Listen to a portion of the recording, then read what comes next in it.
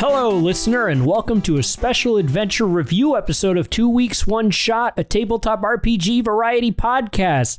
That's right, we're doing a TWOS reviews. It's been a minute. This is a special adventure review episode where we will take a quick look back at the one shot we just played and discuss the system we played it in before we talk about things we liked in this adventure, stuff the players missed, and what we learned about being better players during our time at the virtual table. I'm joined today by my friends. Introduce yourselves, everyone. Hey, everybody. It's Brian, a.k.a. Helix Missionary here. Hey there, I am Harold, and really all I have to say today is moo. Perfect. Hey, I'm Alex. And today we're also joined by our special guest DM. Introduce yourself, Mike, and tell us a little bit about where the folks can find you. Hello, everyone. It's Mike Daniel. You can find me on the podcast 19 Hits the Dragon, where I interview creators in the tabletop RPG space and occasionally play games with those people that I bring on to interview. Woo! Yeah, we actually just had some really great recording sessions, and Alex is in one of our games that's ongoing, and he'll be in the next one as well. So go check it out. It's a lot of fun. And it's 19 Hits the Dragon, wherever you get your podcast. And you can find me on Twitter at 19 Hits the Dragon. So you've been moonlighting with Mike, huh, Alex? I have. He's been cheating on all of you, actually. Yeah. Unbelievable. Yeah. If it's got to be someone, though, I'm glad it's this one. Well, I hope you're happy. Well, Mike appreciates me at least, okay? You guys are all welcome to come and play on the show as well. Don't tell them that. Oh, Hey. Don't encourage them. Now we have it on tape, and we are going whenever you want, just like a few weeks of utter chaos and madness. And basically, whenever you're ready to end your podcast, have us on. Hear that, Alex? We're invited too. Anyway, all right. Well, our last adventure, titled Feel the Burn, was played in Bryte, where the usually limitless void of space has become enclosed by the ever-encroaching burn, creating scarcity not just in its limited resources, but in civil interaction. Let's go around the table and give some quick thoughts about the mechanics of Bryte. Bryte is a very unique game in a lot of ways because it was built and designed from the ground up for Roll20, which is really interesting because you've got an RPG that, unlike most that are, usually established as this is a game to play around a table and then you can play it other ways. Bryte is really built from the ground up for that virtual tabletop. And I think that it capitalizes on that in a lot of ways because it has really fun mechanics that are very easy to use via the Roll20 interface. And then, we also were able to just roll physical dice and be part of it and everything, which was fantastic. But I think it had a lot of really, really smart ideas related to that and building on that allowed you to, do a lot of fun things and have a really unique time with that kind of adventure. Yeah, Bryte. So yeah, I really enjoyed this campaign, this game, and the setting that Mike brought to us. Really fun campaign we played here. I guess my only complaint really is that, the one shot context to play this game, just really wasn't enough. The game really has done a great job of creating really lovely classes and races and sort of original content that's, very unique, very beyond just, regular D&D, very beyond just, a lot of these other sort of standard tabletop games. And I was kind of left feeling like I needed more. So that's, I think, is probably the best review I could leave it. Making our characters, sitting down to plan things out. All we kind of did for this was really kind of scratch the surface. There was so much more we could have done, and yeah, I don't know. I mean, I enjoyed my class, but what was I really? What did I do? I learned nothing. I need to know more. Who was the squishy one? There was a squid one, Transformers and cat people.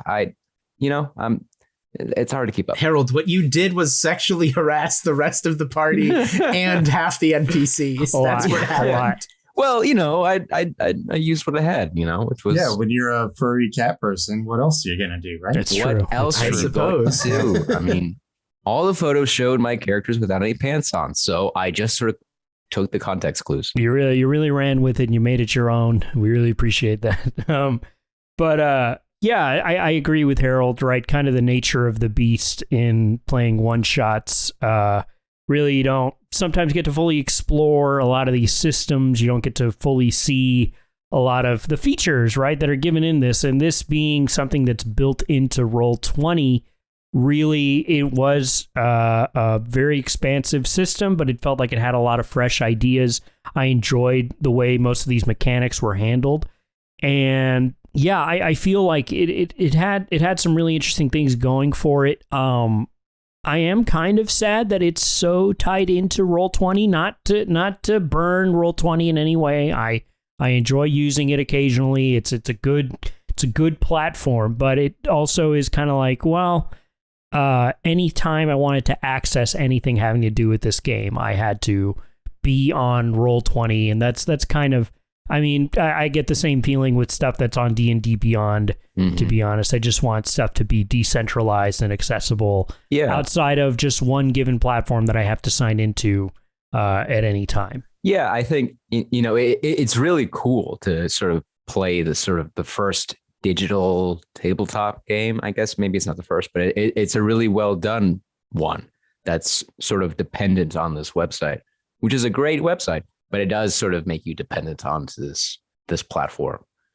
And thankfully we had a great, game master. Mike brought us some awesome, maps and resources that he, guy's a pro, uses Roll20 like, he's like a freaking Mozart over there with the Roll20. I can't do that. It's a complicated website. It's tough to manage all that stuff. So there's that barrier too, I think. Yeah, for sure. I mean, definitely tough to be a game that is tied exclusively to one website, and obviously being an audio medium like a podcast, I don't want to do things that the listeners aren't going to be able to enjoy using this website that we're all having to use to play the game. But I tried really hard to, stay as theater of the mind as possible and really only rely on the maps when absolutely necessary. And then beyond that, just kind of let you guys take over the story, which brings me to kind of the thing that I like about the most about Burn Bryte, or one of the things I like the most. It's that the GM doesn't.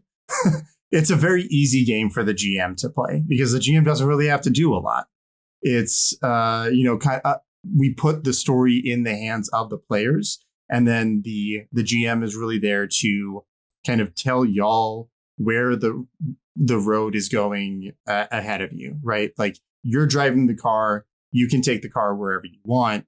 I'm just describing what you see along the way and what you interact with, which is a really unique place to be in from a GM perspective, because you're used to rolling to attack and trying to destroy the party or whatever people try to normally do as like a D&D dungeon master, right? This takes a very kind of counterintuitive perspective, or kind of a counterintuitive take on the game master role in that sense, which I really enjoy. And I thought that you guys all did a great job running with that as we were telling the story. Shucks. So thanks. Flattery will get you everywhere, Mike. And if I can just sort of, touch on that as a final point on the mechanics, one thing that unfortunately, because we do one shots, we couldn't really capitalize on and showcase too much in this, format. But one of the things I think is really neat about Burn Bryte's mechanics is sort of what you were talking about just there, Mike, of it being this very sort of player-oriented, player-driven game. And that also comes through in the way that you sort of like advance and level up over time, is you go through, I believe it called them like story paths. Story paths. Yep. And those are these very player-driven things where, you pick one and say, this is the path that I want my character to go down. And it gives you as the player, this is how you advance. And the way that you advance is by achieving goals on your story path. And those are very player driven in terms of, you have to be the one as the player to say, first off, okay, I want to go down this path of my character, being a bodyguard or being a smuggler or being best friends with someone else. And then really having, the ball is in your court as the player to make that happen. To every session that you're playing the game, think about what's my next goal on this story path? How can I go about achieving that? And I think that's a really, really neat thing that they do mechanically to intertwine with the story. Mm-hmm.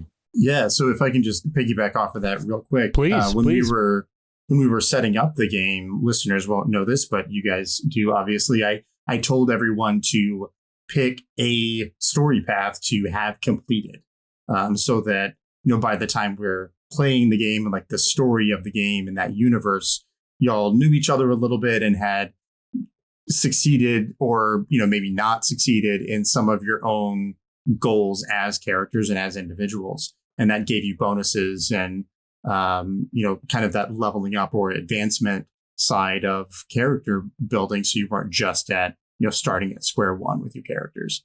And, to kind of Harold's point, we only got to see like a slice of the game, right? The game is very much built to sustain campaigns and to tell these really intricate player-driven stories. And for players to go through multiple story paths through the course of a campaign. So it is a little bit unfortunate that we only got to play, a one shot in this system because it's not necessarily lent to that.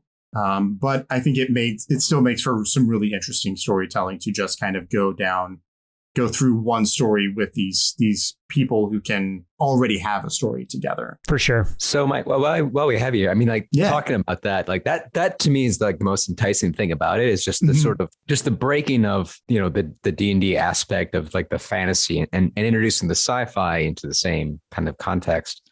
I mean, that's the promise really of like, you're literally in space. You can go to any planet you want to.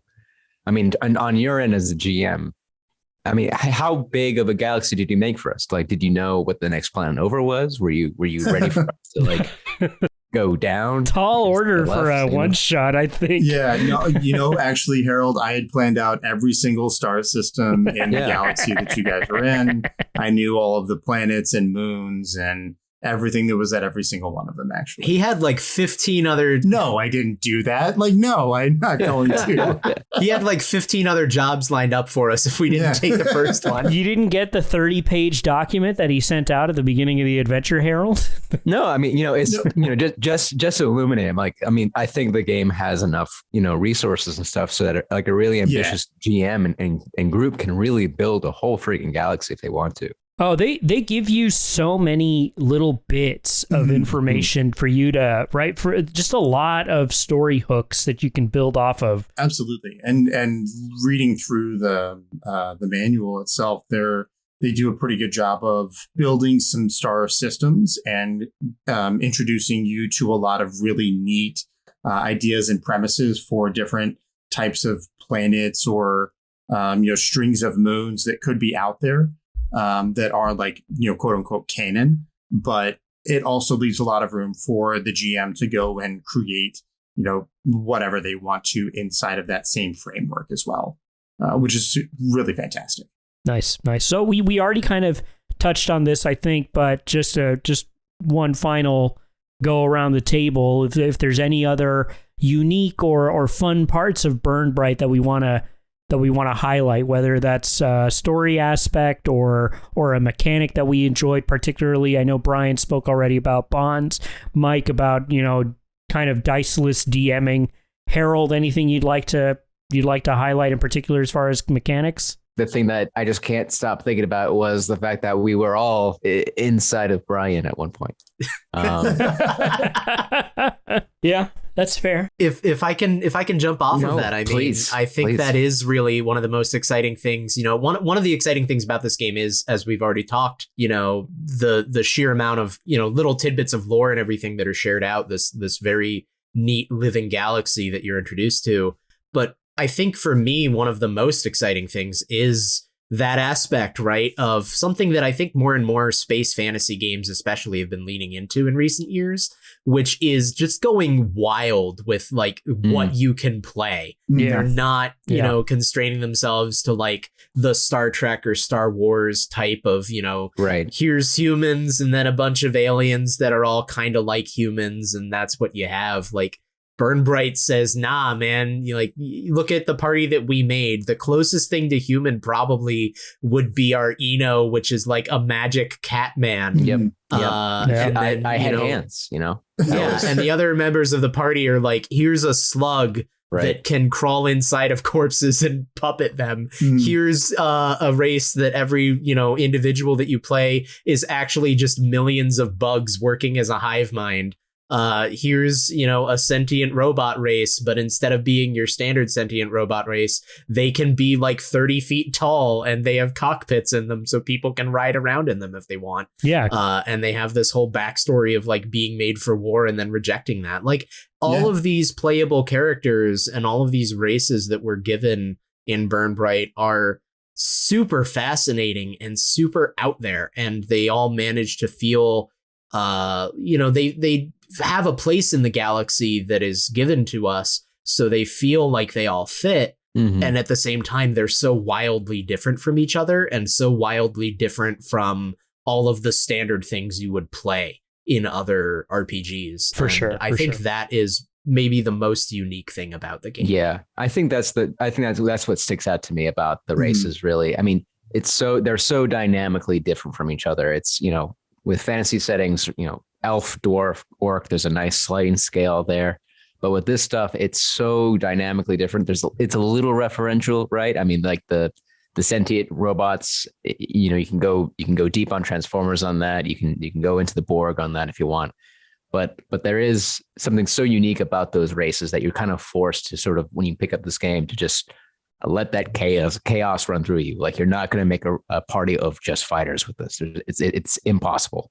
Yeah, I think the choice to not have a human species in the game at all really allowed them to just kind of go wild with the creature designs, the playable races or the species. And if I could highlight just a particular core mechanic to the game that I really enjoyed was just dice rolling in general. The fact that it wasn't adding up dice results. It is right. If you land on doubles, or if you duplicate, or if a repeated number value falls on your dice, then you failed, as opposed to just landing right. If I have something that is like 3d4s, right, the odds are very much not in my favor. Yeah. Right. But if I have, something that I'm rolling and it's 5d12s, that's much more accessible and doable, right? Because I've built in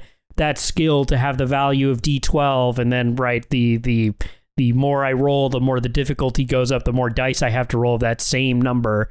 Right. I really enjoyed that. That's a really fresh take on right, either worrying about a certain percentage or just adding up values.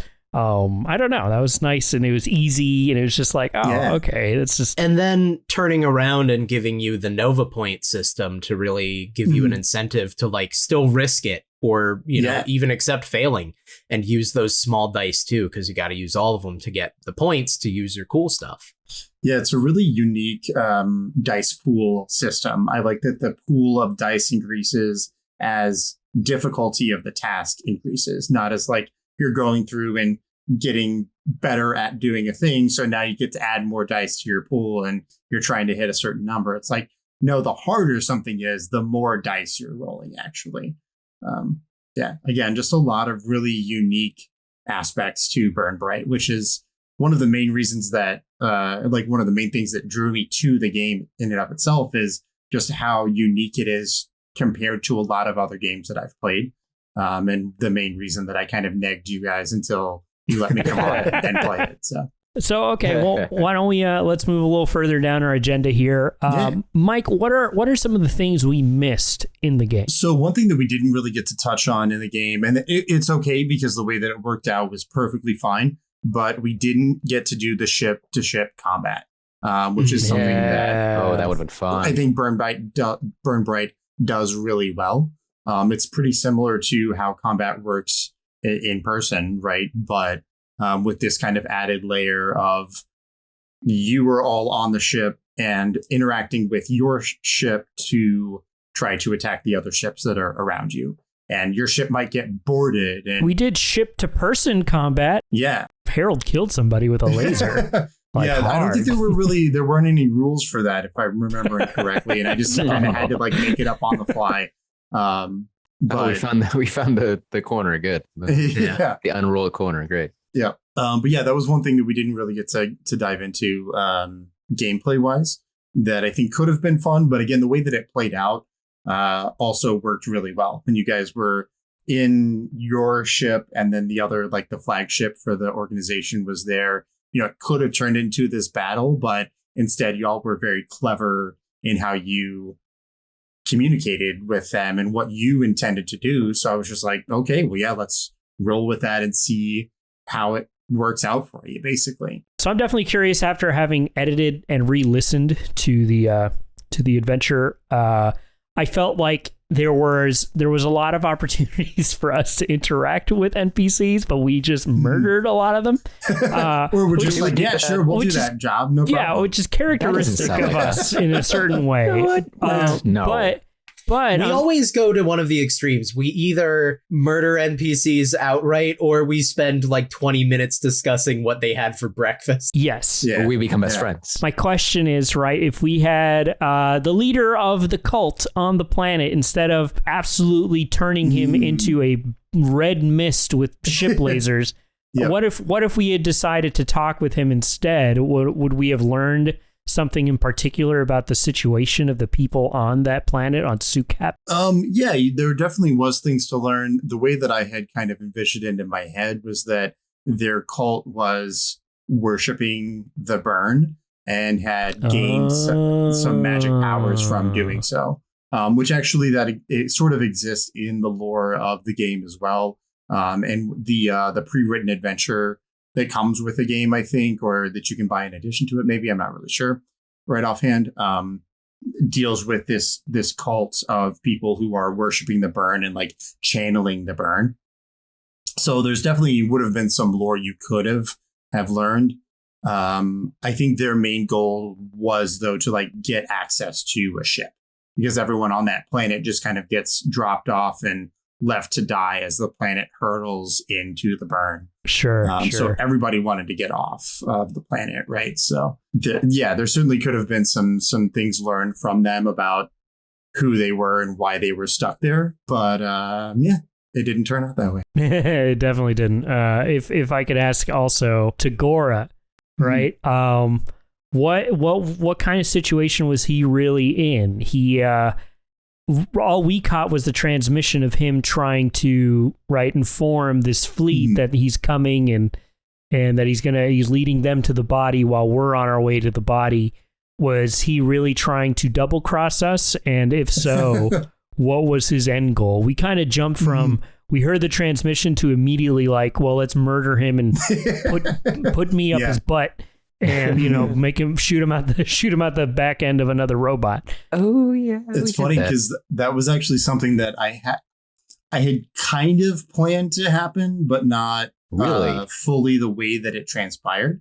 In the sense of like, I knew that this other faction was going to get alerted by someone or something, right? They were going to show up there when you guys got to Optum Primus body one way or another.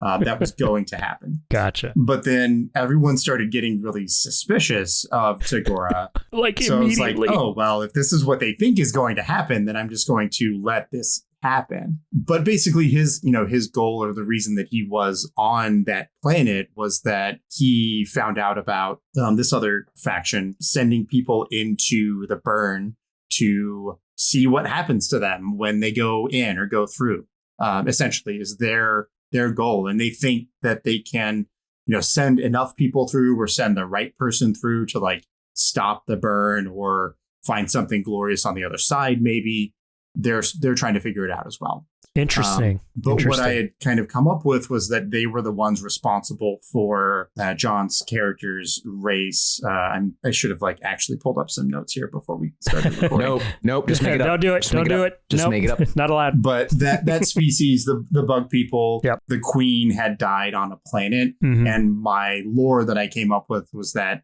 faction was kind of responsible for the queen getting stuck on the planet as it got eaten by the burn. Interesting. So he knew that. They knew that he knew that, and also that Optum Primus knew that.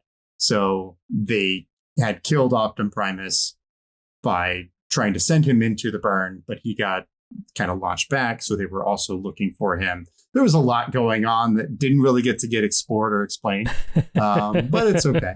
That happens a lot on our show too. Yeah. I think it's the nature of the one shots and everything. For sure. That's why I like including this question, because then we you know, there's always something whenever one of us runs these games that there's a little detail or some story bit that we just completely ignored or didn't get to. That you know, it's nice to highlight what we missed. Yeah. There was one other thing that I was planning on including, and then just as we were wrapping up, I forgot to mention it. But your character, Alex, the slug man that had operated Optum Primus, you know, and flown away with him,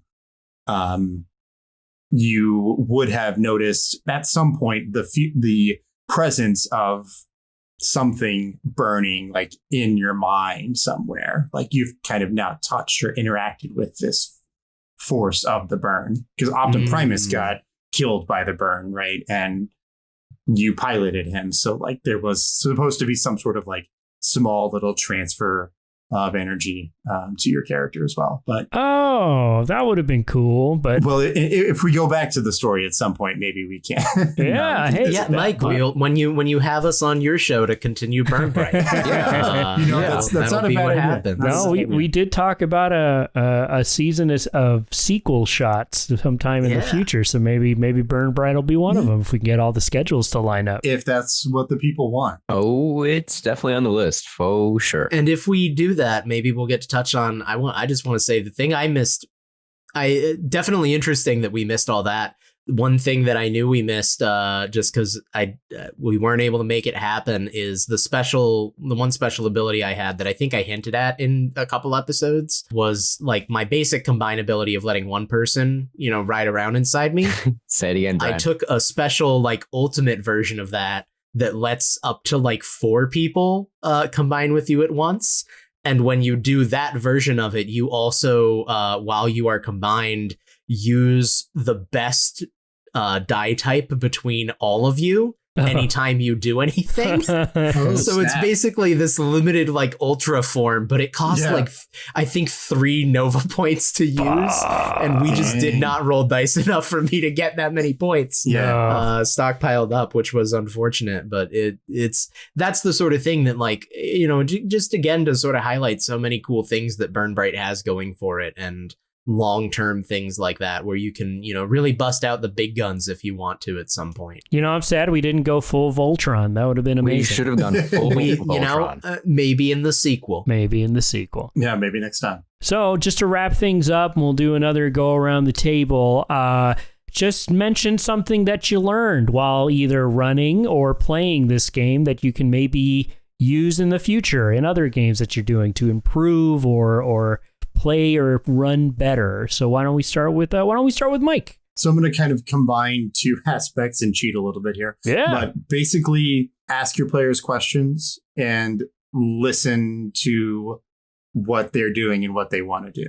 And that can be anything from like world building, asking people, you know, what their favorite bar is that they've taken the rest of the crew to, or it can be, you know, what are you doing in this scenario? And what is your goal? What do you think is going to happen? And then letting that happen for them, or finding ways to make those things interesting. So yeah, listen to the players and give them what they want. Nice. That's my takeaway.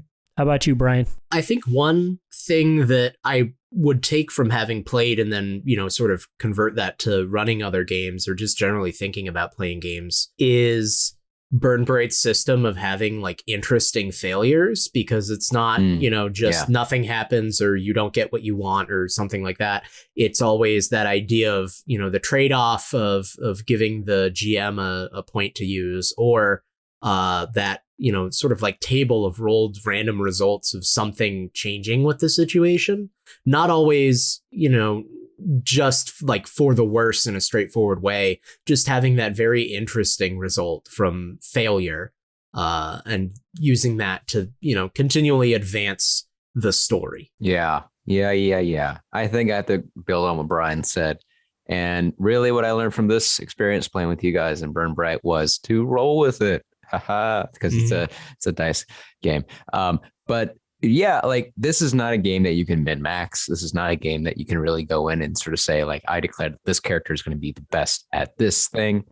It's just not that kind of game. Like there's just so much fun, chance and chaos and craziness going on that for me, this was a really fun game to sort of make a simple character and then kind of see where it went. And I think we went to some interesting places. I went into Brian. I found out that I had a cockpit with stuff in there just for me. I found out a lot about myself and this group, and it was fun. And just to close it out, I guess I learned, right, there's an opportunity to make a plan. You know, it never hurts to do so, but also make sure to include the person who's running the game in the plan. Not that we didn't, I don't think, ever tried to do anything secretively from Mike while we were playing, but it never hurts to also bring the GM or DM or whatever you want to call it in the system that you're playing along for the ride, so they can also either make some sort of wrench to throw at you or make sure your plan actually works the way you want it to work. You know, who knows? It's up to their discretion, and it makes the game more interesting. But okay, so that was our review of Burn Bright. We had a really great time. Thank you to Mike from 19 Hits the Dragon for joining us. Mike, why don't you go ahead and tell people one more time where they can find you? Yeah, for sure. First of all, thank you all so much for having me on and letting me play this game that I've been geeking out and wanting to play for a long time. So I very much appreciate that. And had a great time doing so as well. But yeah, if folks want to find me, they can find me at 19 Hits the Dragon, wherever you get your podcasts. Just search 19 Hits the Dragon. You can also find me on Twitter at 19 Hits the Dragon. And it's a fantastic interview show. Please be sure to check it out. Brian and I were on it at one point. Yeah. It was a good time. What? You guys are doing this without me? Oh, this is awkward. There's been a lot of podcast cheating revelations. Yeah. Oh boy. Well, anyway, yeah, and we've been 2 weeks, one shot. I'm Alex. And that's it. He's Alex. Okay. All right. Great. Fantastic. I'm Alex. Hi, I'm Harold. Are we going again? I'm Brian. Oh, okay. There we go. Okay. And right, you can catch us every 2 weeks. We play a one-shot campaign, 1 or 2 weeks or give or take, right? We made a commitment, Alex. Every 2 weeks. We also got another show called TWOS Talks where we just kind of bullshit around about random topics, and that's every other off week. And I guess we're throwing review episodes back in the mix. So check those podcast machines. There you go. Do that. Check them out. Put us in your ear holes. You have them. And make sure to stick around. Our next adventure is One Last Job. We've got 2 exciting guests that are coming on for it. And we also got a holiday adventure coming out later this year that is going to be GM'd by Harold, and it's going to be a mess. Most likely, Probably not. It'll probably make some people uncomfortable. But all right, okay, we'll catch you on the flippity flappity floopity. Later, y'all. Bye, everybody. Bye-bye. Hi.